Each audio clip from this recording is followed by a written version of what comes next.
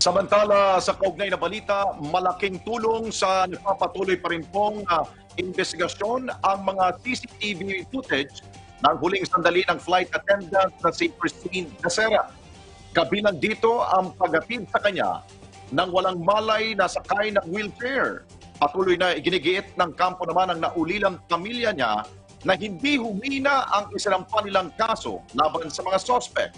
May ulat si Patrick De Jesus. Sa mga CCTV footage na nakuha ng PTV News mula sa isang source, kita ang mga huling sandali ni Christine Becerra hanggang sa nakitang wala na itong buhay. Mula pasado alas 10 ng gabi hanggang alas 11 ng gabi, nagsidatingan ng mga kasama ni Becerra sa hotel sa Makati kung saan nila ginawa ang party noong bisperas ng bagong taon. Noong madaling araw ng January 1, makikita sa CCTV ang makailang beses sa paglilipat-lipat nila ng kwarto kasama si Christine. Bandang 2:53 ng madaling araw noong January 1, nakita sa kamera ang paghahalikan ni Christine at isang lalaki. Ngunit agad itong umiwas. 5:05 ng umaga, mayat-maya pa rin ang paglabas sa mga nasa hotel kasama si Becerra. 6:23 ng umaga, kitang buhat-buhat na ng isang lalaki si Christine patungo sa room 2209. Ito na ang huling beses na nakitang buhay pa ang biktima. Mag-aalas 8 ng umaga, ilan sa mga nakasama sa party ang nagsiuwian na. Hanggang sa 12:23 ng tanghali, nakitang may ilang staff ng hotel ang pumasok sa kwarto kung nasaan si Christine. Makalipas ang 4 na minuto, may dinala ng wheelchair ang mga hotel staff. Eksakto 12:30 ng tanghali, nakitang inilabas si Christine sakay ng wheelchair, tila wala na itong malay. Makalipas ang ilang sandali, ilan pa sa mga nakasama sa kwarto ang lumabas. Ayon kay NCRPO Chief Police Brigadier General Vicente Danao Jr., malaking tulong ang CCTV sa investigasyon. What is definite here is makikita natin dito sino yung kanyang mga kasama on that day. Iginiit naman ng kampo ng pamilya Becerra na hindi humina ang sinampa nilang kasong rape with homicide laban sa mga sospek.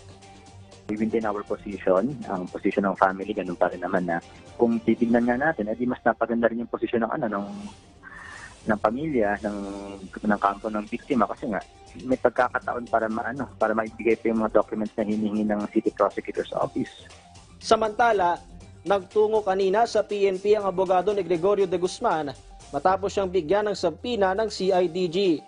Giit ni Attorney Mike Santiago, mayroon ng resolusyon ng prosecution at sa preliminary investigation sa January 13 nahaharap ang kanyang kliyente. Si Santiago ang tumatayo ring abogado ni Romel Galido at John de la Serna. Kung ano man ang kailangang isumiting dokumento o mga salaysay, kami naman ay nakahanda na magsumite sa takdang panahon. Kagabi pinalaya muna ang tatlong iniugnay sa kaso ni Becerra at giniitilang inosente sila. Nalulungkot daw sila sa sinapit ng kaibigan at lubos na naapektuhan sa pagkakadawit sa issue. Nararamdaman ko rin po yung sakit na nararamdaman nila. Si Christine po naging parang kapatid ko na rin po siya. Sobrang mahal na mahal ko po si Christine at para sa akin sobrang sakit din po mawala si Christine. Pero sana po malinawan ang mga pamilya ni Christine. Wala kaming kasalanan dito. Alam mo kung gaano ka namin kamahal at ang tanging na namin is palagi mong bantayan yung family mo at kami mga kaibigan mo, alam mo kung gaano ka namin kamaalang, sobrang-sobra. Kasi part ka na ng buhay namin kahit ngayon mahirap tanggapin na wala ka na. Hirap na kasi yung pamilya ko.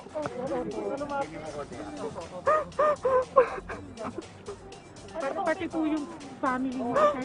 Oo, ang pamilya ko. Ako pumunta po ako dito para magbigay ng salaysay, tapos bigla na lang po nila akong kinuha. Nakikipagtulungan ako sa kanila. Binigay lang namin kung ano yung alam namin. Patrick De Jesus, para sa Bayan.